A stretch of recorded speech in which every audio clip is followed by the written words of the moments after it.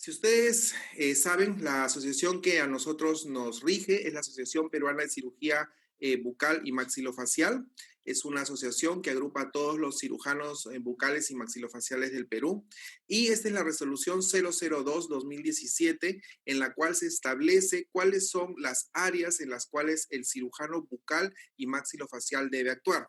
Si ustedes observan, dentro de estas áreas hay un subgrupo que se llama tratamiento de quistes y tumores benignos de la boca y de los maxilares, que es de lo que vamos a hablar hoy día. Pero quería que ustedes sepan, porque sé que la mayoría de los que están aquí son alumnos de pregrado que luego van a salir al mercado, es lo siguiente.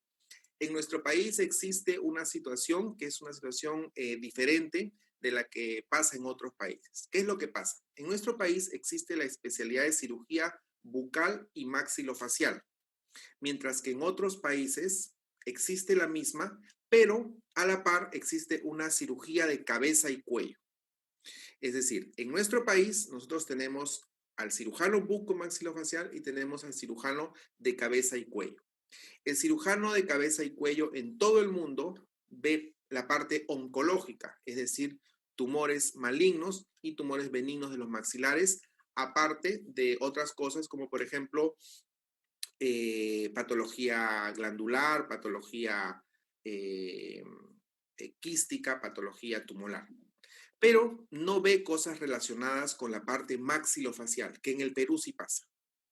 Entonces, la situación que se vive en el país es de una dualidad, ¿no? Existe un área, vamos a decir, común, ¿no? En que el cual el médico cirujano de cabeza y cuello también hace cirugía maxilofacial, pero esto no es una realidad que está en todo el mundo. Es más, en la mayoría de países del mundo, esta región maxilofacial es asumido por el dentista especialista en cirugía maxilofacial. Entonces, quería que entiendan esto porque muchas de las cosas que les voy a mostrar, nosotros como cirujanos bucomaxilofaciales damos un abordaje diferente porque somos los especialistas, ¿no? En la parte de lesiones que vienen, ¿no? De un origen odontógeno, ¿no? De un origen dental. Entonces, el objetivo de toda rehabilitación de lesiones quísticas y tumorales va a ser recuperar la función, ¿no? Masticatoria y estética. ¿Y quién mejor para hacerlo que un dentista que sea especializado en esta área? Bueno, entonces, si vamos a hablar de lesiones de los maxilares, tenemos que las lesiones más comunes son los quistes, tenemos lesiones benignas de tejidos blandos, lesiones pseudoquísticas y también tumores de los maxilares. El cirujano maxilofacial ve tumores benignos de los maxilares, mientras que el cirujano de cabeza y cuello ve tumores malignos de los maxilares. Entonces, cuando nosotros ya tenemos establecido que vamos a tratar un quiste o un tumor, tenemos varias formas de tratarlo. Específicamente en quiste vamos a tener 4 formas básicas. Vamos a tener una forma de enucleación, vamos a tener una de marsupialización, luego vamos a tener una forma de enucleación y luego una marsupialización, o al revés, mejor dicho, una marsupialización y luego una enucleación, y en algunos casos vamos a hacer una enucleación con curetaje. En estos gráficos, que más adelante los vamos a desarrollar, ustedes pueden ver aquí una enucleación simple, en lesiones mucho más grandes que tienen relación con estructuras anatómicas importantes, vamos a hacer una marsupialización, ya lo vamos a desarrollar más adelante, y algunas lesiones que son más agresivas van a tener que enuclearse y después hacerles un curetaje. Pero para nosotros de poder establecer qué tipo de lesión vamos a tratar, primero tenemos que hacer una biopsia. Entonces, ¿cuáles serían las indicaciones para hacer una biopsia? Nosotros vemos un tejido normal, ya sea tanto en tejido blando como el tejido duro, que persista por más de 2 semanas. Es decir, si yo retiro la noxa que está causando esa lesión o esa alteración, probablemente ella desaparezca. Si ella no desaparece, es candidata a una biopsia. Otra indicación de una biopsia es una lesión inflamatoria que no responde a la remoción del agente irritante, como les dije anteriormente, luego de 2 semanas. Algunas lesiones que tienen una alteración de la morfología superficial. Sabemos que en la mucosa bucal, la mucosa es una mucosa rosada, lisa, levemente brillante y siempre está humectada. Y algunas lesiones óseas en las cuales no tenemos diagnóstico clínico ni radiográfico. Obviamente tenemos lesiones con ciertas características de malignidad que las vamos a ver más adelante.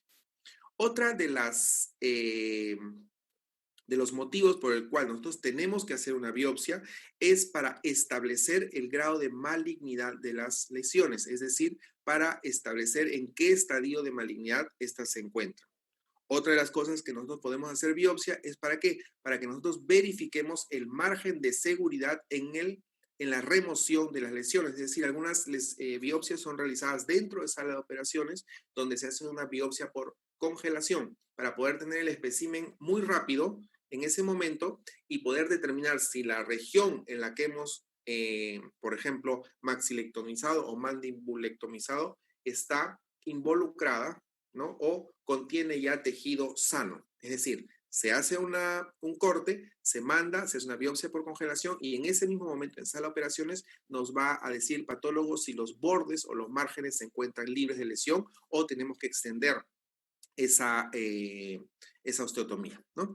Algunas alteraciones hiperqueratóxicas resistentes y la alteración de la función de los tejidos. Y obviamente cualquier tumoración evidente debajo de un tejido normal, ya sea en la región cervical, la región mandibular o en alguna de las regiones maxilofaciales. Entonces, si nosotros hablamos de biopsias, vamos a observar que existen básicamente 4 tipos. La primera, que es una de las más utilizadas, es la biopsia incisional, en la cual vamos a retirar solamente una porción de la lesión quística o tumoral y se va a enviar a patología. Otra de los tipos de biopsias es la biopsia excisional, en la cual vamos a retirar toda la lesión y toda esa lesión va a ser enviada para un análisis histopatológico. Tenemos también la biopsia aspirativa, que se hace con una aguja fina, y la citología exfoliativa, que yo particularmente no tengo experiencia con ella. La mayoría de nuestras lesiones quísticas y tumorales se hacen en base a estas 3 primeras, pero básicamente se da en base a un raspado, un frotis. Justo un buen ejemplo de esto y muy conocido es el Papa Nicolau, que se realizan las mujeres, ¿no?, en la edad correspondiente. Ahora, ¿cuándo vamos a hacer una biopsia incisional? Es decir, retirar solo una porción de la lesión para poder determinar qué tipo de tratamiento vamos a hacer. En lesiones muy grandes, por ejemplo, lesiones en las cuales nosotros debemos determinar cuál de las diversas formas de tratar esa lesión vamos a aplicar. En lesiones con una localización peligrosa, cerca a, por ejemplo, estructuras anatómicas o vasculares importantes. Cuando sospechamos de la malignidad de dicha lesión, o muchas veces cuando la biopsia va a determinar el tipo de tratamiento. ¿Por qué? Porque nosotros podemos tener quistes. Por ejemplo, ahorita se me ocurre un quiste periapical.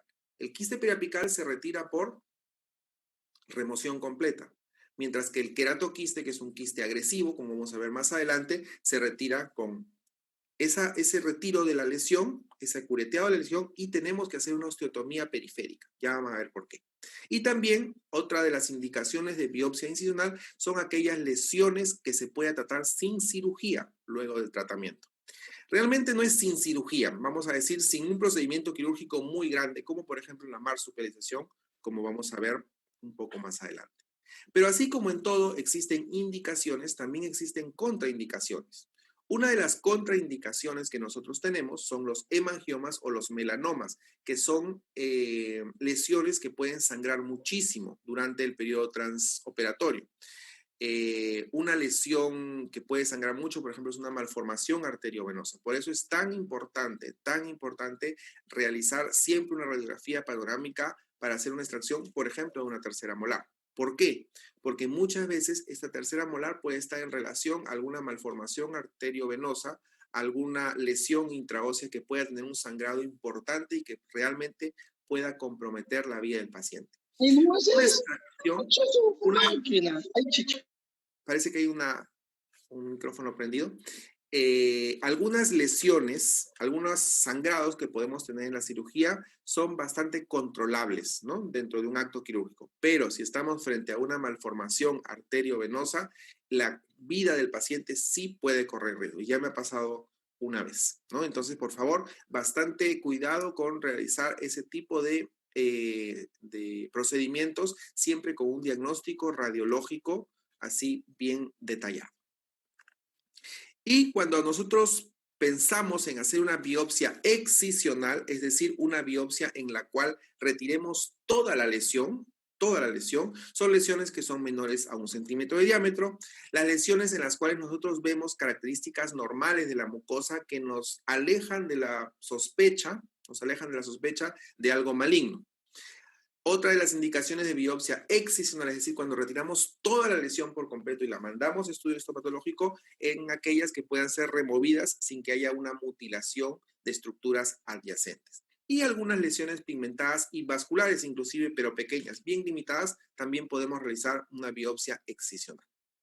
Este es un ejemplo de una biopsia excisional, por ejemplo, una lesión que representa una lesión verrucosa en la cual vamos a hacer la remoción del tejido, en este caso con una incisión de losange, que es una incisión, vamos a decir, formada por dos fragmentos de un círculo, ¿no? Una incisión elíptica, en la cual vamos a remover el tejido patológico y parte del tejido sano que se encuentra alrededor de él.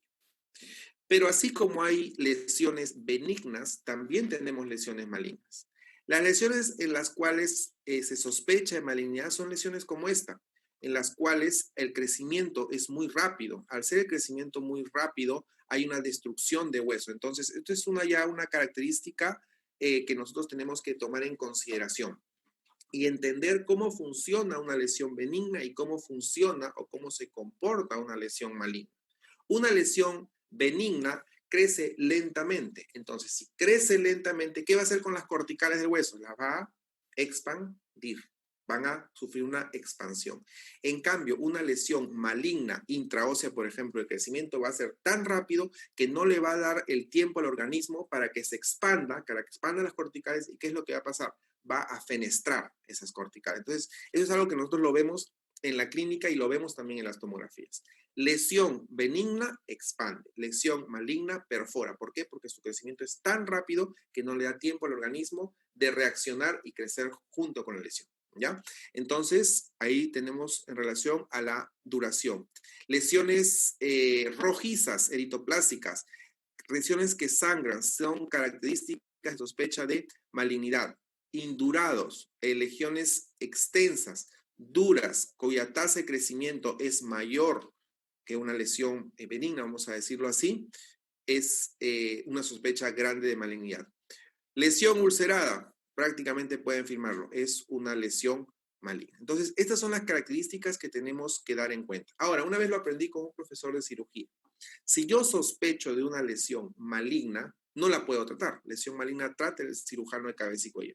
Entonces, muchas veces es recomendable ya derivarlo al área. ¿Por qué? Porque como yo no puedo tratar una lesión maligna de esa magnitud, muchas veces el paciente va hacia el hospital o hacia la derivación y le vuelven a hacer una biopsia. Entonces es maltratar al paciente 2 veces. Entonces, si nosotros sospechamos de una lesión de malignidad grande, muchas veces es indicado enviar al paciente hasta para que le hagan el procedimiento de biopsia. Algunas instituciones sí aceptan que la biopsia sea realizada de otra institución, pero la mayoría le vuelven a hacer la biopsia, ¿no? Entonces, una vez que hemos obtenido el espécimen, lo colocamos en un volumen de formol, en un frasco. Normalmente el formol viene al 40%, retiramos 1 centímetro cúbico de formol al 40% y lo completamos con 9 milímetros o mililitros de agua corriente, ¿ya? Y con eso vamos a obtener un aproximado de un formol al 10%. Este frasco debe tener una abertura suficiente para que nosotros podamos tener un cierre hermético, y obviamente aquí tenemos que tener lacrado, ¿no? Lacrado y identificado al paciente, nombre, edad, diagnóstico presuntivo, ¿no? Una de las cosas que yo aprendí con una amiga patóloga, la doctora Janet, es que la muestra, si es un tejido blando, lo podemos colocar sobre un pedazo de papel, puede ser la parte posterior del hilo de sutura. ¿Para qué? Para que la muestra se vaya así bien estiradita y que sea fácilmente cortada por el técnico en patología y luego analizada por el patólogo. Entonces, vamos a comenzar con la forma más simple de hacer una enucleación del quiste. Vamos a los casos clínicos, que es lo que nos gusta. Entonces, la enucleación, por definición, es la remoción de la lesión quística por completo. En este caso, por ejemplo, representa a un quiste periapical. La ventaja es que nosotros vamos a poder retirar toda la lesión y al retirar toda la lesión vamos a poder hacer una biopsia y el tratamiento. Es decir, vamos a hacer que la biopsia ya es el tratamiento. ¿Por qué? Porque la lesión es bastante pequeña. Pero obviamente tenemos algunas limitaciones, ¿no? Por ejemplo, a veces tenemos que remover el diente junto a la lesión o inclusive, como dice aquí, una biopsia excisional nos puede traer una fractura patológica. ¿Por qué? Porque si tenemos una gran lesión en la mandíbula y vamos a retirarla toda esa lesión y en la misma cirugía no vamos a reforzar esa mandíbula, como por ejemplo con una placa de reconstrucción, esa mandíbula puede sufrir una fractura patológica, como vamos a ver más adelante, cómo reforzar una mandíbula luego de una gran remoción. Entonces es un caso bastante simple en el cual vemos un caso clásico, ¿no? Remanentes radiculares. Estos remanentes radiculares son una inflamación, una infección constante, el organismo reacciona y nos hace una gran lesión radiolúcida. Esta lesión radiolúcida tiene ciertas características. Y esto es bien importante, ustedes que son estudiantes tienen que aprender a evaluar una radiografía y una lesión. Son varias cosas las que hay que ver. Por ejemplo, ¿qué es lo que observamos en esta imagen? Tenemos que observar si la lesión es radiolúcida o radiopaca o es mixta. Tiene halos radiolúcidos y radios radiopacos. Tenemos que ver el grado de corticalización de la lesión. Eso también es señal de algo. Tenemos que ver si esta lesión tiene relación con las raíces de los costados, ya sea desplazándolas o sea reabsorbiéndolas. Aquí podemos observar, por ejemplo, una lesión corticalizada que no ha desplazado dientes, que no ha reabsorbido raíces y que está en relación al ápice dentario. Entonces, nuestro diagnóstico presuntivo debería ser un quiste periapical. Bueno, eso es lo que se realiza en la cirugía. Se coloca una anestesia, ya con las técnicas que nos ha explicado el doctor. Aquí estamos haciendo una aspiración. Siempre es recomendable aspirar el contenido intralesional, ¿no? Ahí vamos a tener una idea de lo que es, ¿no? De lo que es, en este caso, era un quiste periapical infectado. Duele mucho un quiste periapical infectado. Ahora con el colega que nos ha precedido ya sé que hay formas de alcalinizar la región. Lo voy a empezar a hacer. Muy interesante ese tip. ¿Por qué? Porque los pacientes que tienen una infección, la anestesia no agarra, ¿no? Al 100%, ¿no? Por un tema de pH, ¿no? Entonces se hace un pequeño colgajito, se remueven las raíces, como pueden observar, y con una cureta retiramos el total de la lesión, ¿no? Entonces, en este caso estamos haciendo una biopsia excisional, retirar la lesión por completo. Una de las cosas que nos hizo, digamos, determinar que esta biopsia podía ser excisional, es decir, retirada por completo, era que no tenía relación con estructuras anatómicas. Si bien es cierto, el nervio dentario inferior está ahora aquí abajo, hay una cortical y es una lesión bien corticalizada. Al ser una lesión bien corticalizada, nos está diciendo qué cosa, que está alejada, que está encapsulada del conducto dental. Entonces, la probabilidad de una parestesia es poca. ¿Por qué? Porque si esta lesión fuera mucho más grande y involucrara al nervio dentario inferior, yo desearía hacer una técnica que se llama marsupialización, que la vamos a ver más adelante, en la cual descomprimamos esa lesión quística. Al descomprimir va a disminuir el tamaño, se va a alejar del nervio dentario y luego ya la voy a poder curetear sin esa posibilidad de una parestesia. ¿Ya? Entonces aquí está la muestra que se manda al análisis histopatológico. Podemos observar la cavidad totalmente limpia, debemos de dejar un hueso sangrante, ¿no? Y luego unos puntos simples para aproximar las heridas, ¿no? Aquí pueden observar una representación gráfica, ¿no? Del quiste que se retiró, ¿no? Y esto, algo es bien importante, que es una pregunta muy, muy frecuente, ¿no? Muchos nos preguntan si coloco injerto en la cavidad o no. Bueno, no es estrictamente necesario colocar injerto. ¿Por qué? Porque esa cavidad tiene un efecto contenedor, es decir, está formada por 4 paredes y un piso. Entonces, el coágulo es el material, entre comillas, que tiene el mayor potencial osteogénico y nos va a formar hueso en esa región. ¿Por qué? Porque es un defecto, perdón, contenedor, es decir, que puede contener, ¿no? Que puede contener un coágulo y ese coágulo va a sufrir todo su proceso fisiológico y luego se va a convertir en hueso. Ahora, podemos ayudarnos con con fibrina, por ejemplo, eso lo vamos a ver en en la próxima charla, ¿no? Tal vez la fibrina nos puede ayudar, vamos a escuchar al conferencista que nos trae para compartir. ¿Ya? Entonces, cuando esta lesión es mucho más grande, imagínense un gran quiste que tiene relación con el nervio dental. Es decir, al momento de yo de retirarlo, ¿qué es lo que va a pasar? Me voy a llevar el quiste, pero también me voy a llevar parte del nervio y le voy a causar una parestesia al paciente. Entonces, existe una técnica que se llama técnica de marsupialización o de parche, ¿no?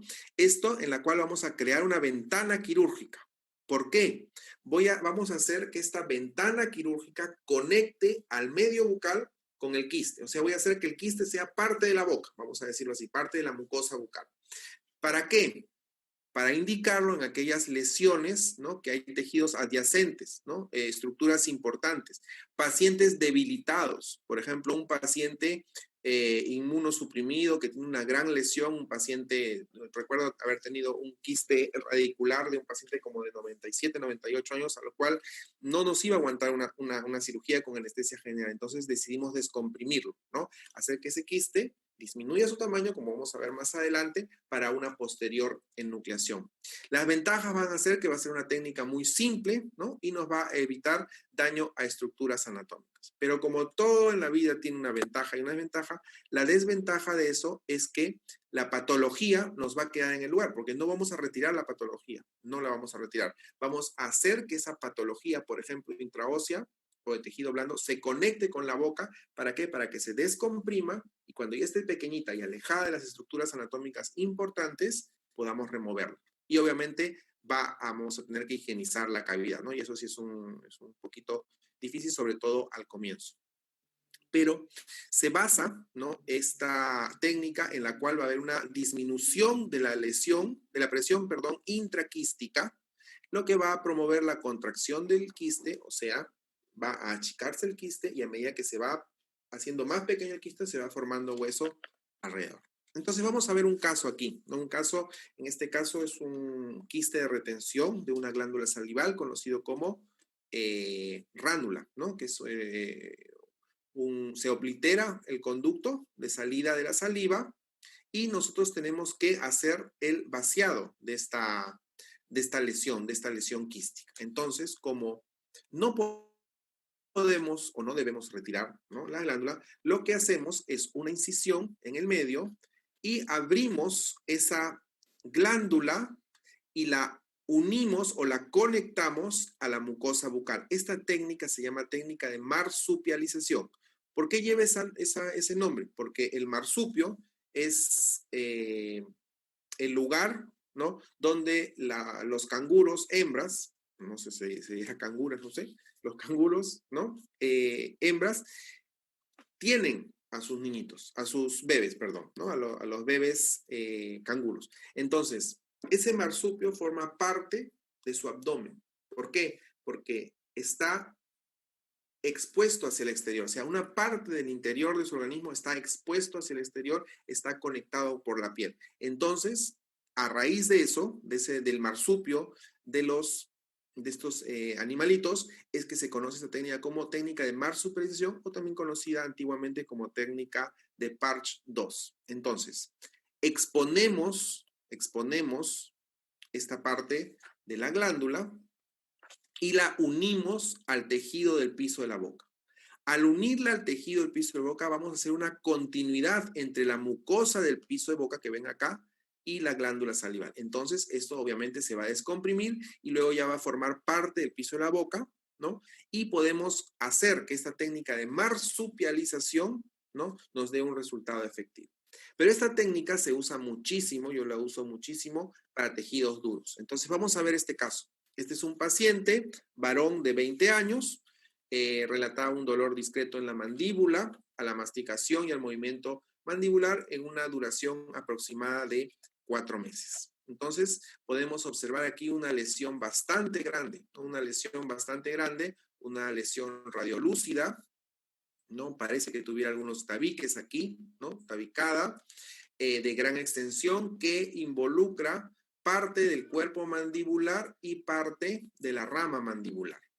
está en relación con dos piezas dentarias, ¿no? Entonces, definitivamente uno de los motivos por el cual existe esta lesión es porque hay una persistencia, ¿no? Durante el periodo de epitelialización, de división de los procesos maxilares y todo eso mandibulares, hay una persistencia de esas células, ¿no? Y nos causan una lesión de esta magnitud. Entonces, estos dientes tienen que ser retirados porque estos dientes también contienen parte de esas células que pueden hacer que esta lesión permanezca en el tiempo, ¿ya? Otra de las cosas que tenemos que ver es la relación que tienen esta lesión con los dientes adyacentes. Entonces, ahí en ese gráfico pueden observar la extensión, ¿no? De la lesión quística y o tumoral. Digo quística y o tumoral, ¿por qué? Porque hay que hacerle una biopsia. Entonces, cuando ya tenemos un diagnóstico radiológico previo, un diagnóstico presuntivo previo, nosotros tenemos que ver y observar y determinar cuáles serían nuestros diagnósticos presuntivos. Entonces, uno de los diagnósticos presuntivos podría ser un quiste dentígero, podría ser también un ameloblastoma uniquístico. Entonces, como ya tengo un diagnóstico presuntivo previo, yo puedo planificar parte del tratamiento. Entonces, hago la biopsia y nos sale un queratoquiste. Perdón. Entonces, repito, los diagnósticos presuntivos son quiste dentígero, ameloblastoma uniquístico o un queratoquiste. ¿Ya? Ahora, muchas de las veces nosotros podemos observar algunas regiones que parecieran tabiques, ¿ya? Eso tenemos que ver y eso lo vamos a confirmar en una tomografía computarizada. Entonces, una vez que he hecho el diagnóstico, tenemos un queratoquiste. Entonces, ¿cuál es nuestra función dentro del tratamiento conservador? Nuestra función como cirujanos bucomaxilofaciales, área de la odontología. Debemos de ser conservadores. ¿Qué pasaría, y tengo seguridad absoluta, si llega este caso a un área de cirugía de cabeza y cuello? Le van a hacer una resección de mandíbula. ¿Por qué? Porque el área de cirugía de cabeza y cuello no maneja tratamientos conservadores de estos quistes y es lo que nosotros tenemos que hacer. Entonces, ¿qué es lo que se propone debido al diagnóstico después de la biopsia de un queratoquiste? Hacer una descompresión, es decir, se va a hacer una exodoncia de esos dos dientes que se encuentran involucrados en la lesión. Le vamos a colocar un tutor. Vamos a colocarle, en el caso, yo aprendí en el posgrado a colocar un pedazo de chupón, ¿no? Se corta el chupón, un chupón de bebé. Entonces, ¿qué es lo que va a pasar con ese chupón? Ese chupón va a mantener esta cavidad durante 3 semanas. ¿Para qué? Para que haya un proceso de epitelialización, es decir, se forme una fístula que comunique la lesión con la cavidad bucal para que podamos tener una descompresión. Entonces, aquí vamos a ver el caso, paso a paso. Diseñamos una incisión, retiramos, ¿no? Podemos observar parte de la lesión y parte de los dientes retenidos. Aquí estamos obteniendo una de las muestras, ¿no? Para mandar a tejido histopatológico y colocamos esta parte del chupón. ¿Se acuerdan que le dije un chupón? Un chupón de bebé cortado por la mitad. Entonces lo fijamos, en este caso fue fijado con hilo de seda negra. También se puede utilizar algún otro tipo de hilo. ¿Para qué? Para que esta cavidad se mantenga a través del tiempo. La dejamos 3 semanas, le enseñamos al paciente a higienizarla. Ahí están las dos muestras. Y observen cómo está a las 6 semanas. Y hay una fístula, hay una comunicación que no se va a cerrar. ¿Por qué? Porque el haber mantenido ese tutor, en este caso, ese chupón, hizo que se mantenga un trayecto epitelializado. Hay una fístula que no se va a cerrar, ¿no? Entonces, a través de esta fístula, el paciente se irriga. ¿Para qué? Para tener el objetivo. Miren, a los 3 meses sigue abierta la comunicación, sigue abierto la perforación y vamos a poder obtener luego de 3 meses un inicio de formación ósea. Miren, ya se observa ciertas regiones radioopacas, ¿no? Que nos indican que hay una formación ósea importante. Miren cómo estaba al inicio, una lesión enorme, grande, y cómo estaba al final. ¿Se dan cuenta? Esto, queridos colegas, queridos alumnos, es odontología. Eso es lo que nosotros como odontólogos debemos de sentirnos orgullosos que podemos hacer para beneficio de nuestros pacientes. Si esto va, por ejemplo, en el área de cirugía de cabeza y cuello, ellos son muy agresivos. Ya hubieran hecho una mandibulectomía. Y observen, miren, y esto está respaldado en la literatura, una formación ósea bastante adecuada. Miren, a los 6 meses el tejido blando ya se cerró la fístula y miren qué bonito. Inclusive acá se puede colocar un implante, no hay ningún problema. Y se mantuvo parte de la mandíbula del paciente y sobre todo también la vitalidad del nervio dentario inferior. Observen radiográficamente cómo se ve al inicio, cómo está a los 3 meses en avance de formación ósea y el postoperatorio a los 6 meses donde hay una formación ósea bastante adecuada. Este es otro caso, ¿no? Otro caso que tiene mucha relación también con las piezas dentarias. Entonces, aquí hacemos, como les dije anteriormente, un aspirado. Podemos ver un contenido lechoso que puede ser pus, ¿no? Si lo ven amarillento podría ser queratina si se trata de un queratoquiste, ¿no? Aquí está parte del contenido, como pueden observar.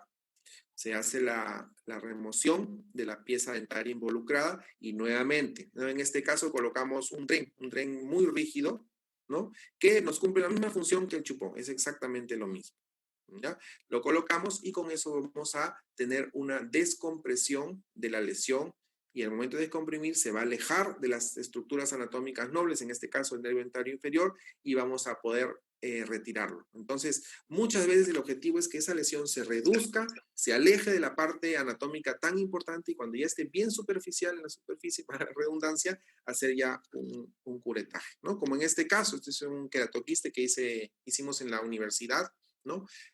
Muchas veces con remover el quiste, es decir, con enuclearlo es suficiente, pero muchas veces tenemos que enuclearlo, curetearlo e inclusive hacer una ostectomía periférica, es decir, desgastar de 1 a 2 milímetros. ¿Por qué? Porque cuando el diagnóstico es, por ejemplo, un queratoquiste, el queratoquiste, que es el caso de este paciente, tiene quistes satélites acá, en los primeros 2 milímetros alrededor de la lesión. Entonces tengo que eliminar esos quistes satélites, ¿para qué? Para evitar y disminuir la posibilidad de recidiva, ¿no? El queratoquiste, según los estudios, es el quiste de mayor recidiva que tenemos en la boca. El queratoquiste inicialmente era un quiste, luego fue considerado tumor por muchos años por su componente y su comportamiento agresivo y hoy nuevamente es considerado un quiste, ¿ya? Listo. Aquí está el queratoquiste inicial, ¿no? Una lesión, un queratoquiste bastante pequeño, bastante localizado. Hicimos la biopsia, aquí estamos haciendo la biopsia, colocamos un pequeño tutor, se formó un poquito de hueso, se alejó del nervio dentario inferior, nos formó hueso y ya pasamos en un segundo procedimiento. ¿Para qué? Para hacer la remoción de la poca cantidad de lesión que nos quitaba, que ya está alejada del nervio dentario inferior, ¿no? Nos queda una cavidad limpiecita, impecable, ¿no? Y podemos observar en el postoperatorio inmediato. Este paciente tiene un acompañamiento, no recuerdo si de 5 o 6 años, y hasta ahora, gracias a Dios, no tenemos ningún tipo de recidiva, ¿no? Entonces aquí está, después de la ostectomía periférica, y esto ya es tejido sano, ¿no? Recordando y repitiendo nuevamente que aquí tenemos que hacer esta ostectomía, ¿para qué? Para eliminar estos quistes satélites, lesiones que después nos pueden hacer una recidiva en lesiones de este tipo, ¿no? Aquí pueden observar cómo es que queda, ¿no? La fístula cuando ya se cierra. A veces se cierra espontáneamente o algunas veces tenemos que retirarla nosotros. Bueno, esto es básicamente en relación a los quistes. Ahora, si nosotros hablamos de tumores benignos de los maxilares, tenemos que entender que luego de la biopsia nosotros vamos a establecer si es que tenemos que hacer una resección total, como en este caso, este esquema representa una resección total, esto representa la lesión, tenemos que dar un margen de seguridad de 1 centímetro por lo menos para evitar recidiva de lesión. Hay algunos tipos de resección, ¿no? En la cual mantenemos, ¿no? Mantenemos la base de la mandíbula, ¿para qué? Para que no se fragilice tanto esa mandíbula, ¿no? Entonces, como les digo, depende el tipo de resección que nosotros hagamos, ya sea marginal, ¿no? Marginal o parcial o total, depende del diagnóstico al cual hemos llegado. Y existen un tipo de resecciones que son las resecciones compuestas, en las cuales va a haber una resección del tumor que incluye huesos y tejidos blandos adyacentes, sobre todo los ganglios linfáticos que drenan a la lesión, ¿no? Para poder evitar recidiva. Es un paciente, ¿no? Es un paciente que ustedes pueden observar un leve, muy leve aumento de volumen en la hemimandíbula derecha, en la mandíbula derecha, muy leve. En una vista inferior-superior también se observa una leve asimetría en comparación con el lado derecho, pero muy leve, prácticamente inexistente. Y obviamente esta lesión fue diagnosticada en un examen panorámico de rutina, ¿no? A los maxilofaciales tenemos chamba mientras más panorámicas se hagan. ¿Por qué? Porque muchas lesiones están escondidas durante muchos años, asintomáticas, y son hallazgos radiográficos, ¿no?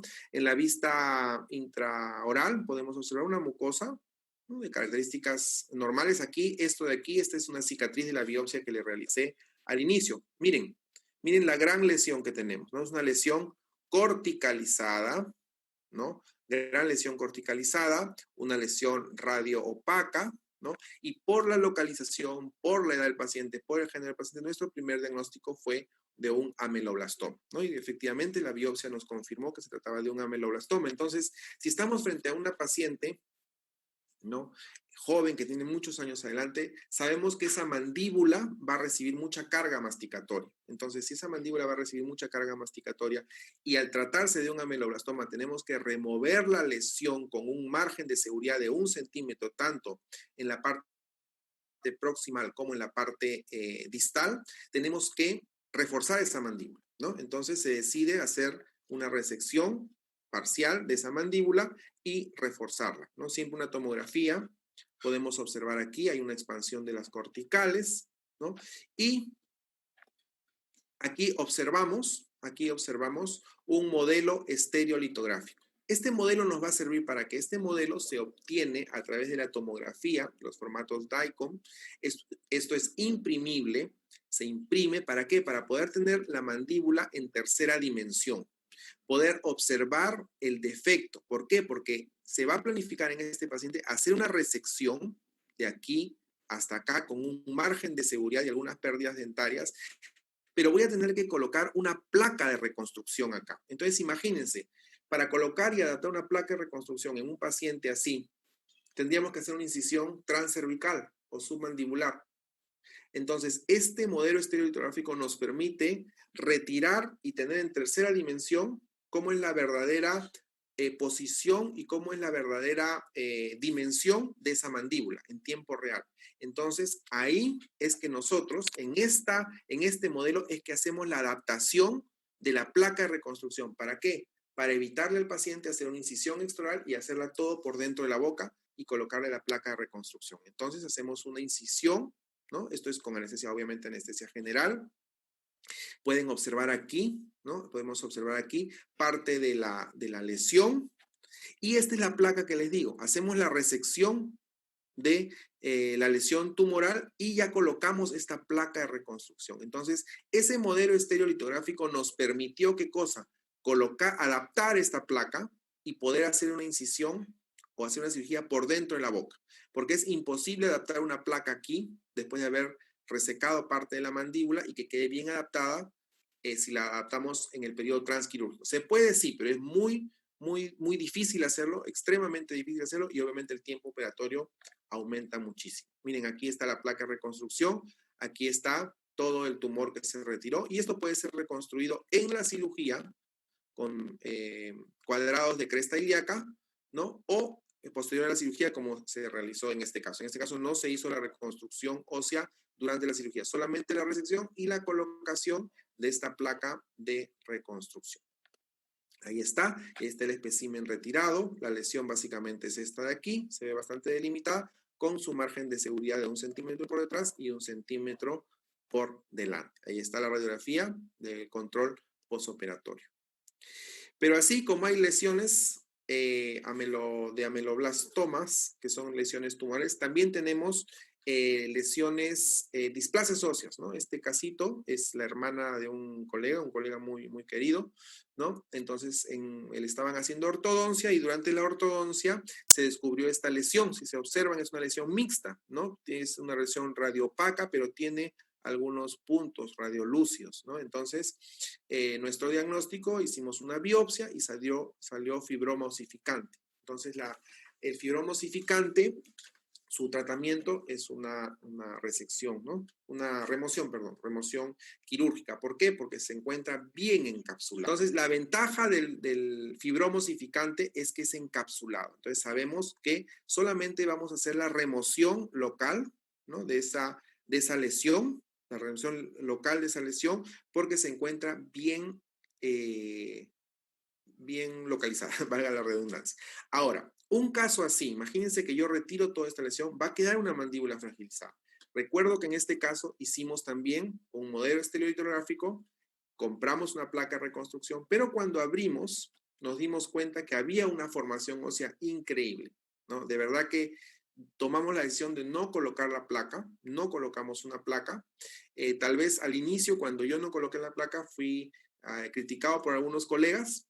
¿Por qué? Porque una cosa es un examen radiográfico y otra cosa es lo que yo veo en la placa, en la clínica. Vimos que había un hueso duro y estaba mucho más limitado. Ahora, pasó un tiempo entre la biopsia y el procedimiento quirúrgico que se hizo. Pasó un tiempo. Tal vez se formó hueso, no, eso es algo que no lo entendemos. Porque miren la radiografía de control. Esa es la preoperatoria inmediata y miren, esta es la posoperatoria con 6 meses. Se formó hueso. Esto es un éxito, esto es un éxito. Observar esta corticalización es que la lesión ya paró de crecer y observen cómo se formó el hueso y no fue necesario colocarle una placa de reconstrucción. Recuerdo que se trataba de un colega, hermano de un colega, y yo en plena cirugía, obviamente el colega no entró a la cirugía porque, bueno, yo no podría operar con el colega al costado si es su hermano, ¿no? Es un poco difícil. Recuerdo que yo le digo, mira, hemos abierto, se ha formado más hueso de lo que en el momento de la evaluación tomográfica, yo no considero necesario colocarle la placa. Lo malo es que ya la placa ya la doblamos, ya la compramos, ya se pagó. Depende de ti. ¿Se la pongo o no? Yo no se la pondría si fuera un familiar mío. Y me dijo, no, no se la pongo. Bueno, se perdió el dinero de la placa, pero no se la colocamos, ¿no? Y esa paciente ahora tranquilamente se podría hacer sus 2 implantes aquí. Entonces, esto es odontología, esto es tratamiento conservador de los quistes, ¿no? Rápidamente, ya casi finalizando, es una paciente que tenía un granuloma central de células gigantes, ¿no? Por fuera no se veía nada, solamente un pequeño aumento de volumen. Aquí está la lesión, un granuloma central de células gigantes.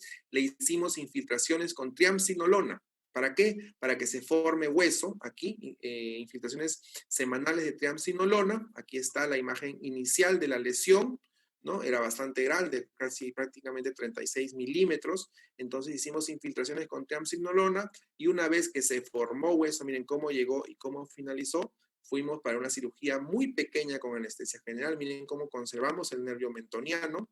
Miren, todo esto era lesión y después de las infiltraciones con triamcinolona se formó hueso. Al final tuvimos una cirugía muy pequeñita, retiramos solamente eso. Observen acá, todo eso es hueso neoformado. Odontología, se evitó que el paciente se le reseque la mandíbula.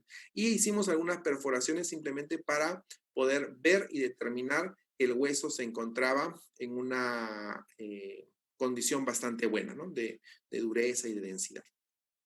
Lesiones grandes, observen, miren estas lesiones enormes que también podemos tener resultados solamente con marsupialización, es decir, con descompresión, ¿no? De este tipo de lesiones. ¿Para qué? Para poder tener una formación ósea. Esto también es un paciente que se libró ¿de qué? De la resección. Y finalmente, como les dije, dentro de las lesiones tenemos lesiones quísticas, tenemos lesiones tumorales, también tenemos lesiones pseudoquísticas, por ejemplo, el quiste óseo solitario es un quiste que no tiene membrana, histológicamente, ¿no? Entonces es denominado pseudoquiste. Y también tenemos algunas lesiones de tejido blando, como esta hiperplasia fibrosa inflamatoria de grandes dimensiones. Esta la hice en el posgrado con un gran amigo y hermano, el doctor Miguel Ángel Jaimes. Justo luego fue publicado un artículo. Se hizo la remoción de esta lesión. Aquí pueden observar algunos puntos en los cuales hubo una cauterización porque es una lesión bastante sangrante. Se elevó el fondo de surco, como pueden observar aquí, un fondo de surco más hacia arriba, y colocamos una prótesis adaptada y atornillada al paladar. ¿Por qué? Porque si no hacemos esto, ese tejido va a volver a crecer nuevamente, y no solamente va a volver a crecer nuevamente, sino que nos va a disminuir el fondo de surco, ¿no? Entonces podemos pasar de una situación inicial a una situación final bastante satisfactoria. Entonces el paciente ya se puede hacer su prótesis completa, ¿no? Observen cómo va el tejido cicatrizando a través del tiempo. Hay pequeñas formaciones de fibrina, luego ese tejido va madurando para tener finalmente ese objetivo final. Entonces pasamos de una situación así a una situación así.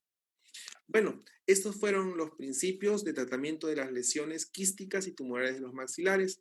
Nuestras conclusiones: recordar siempre que el objetivo final del tratamiento de este tipo de lesiones va a ser la eliminación de este trastorno patológico y la restauración de la función de los órganos involucrados.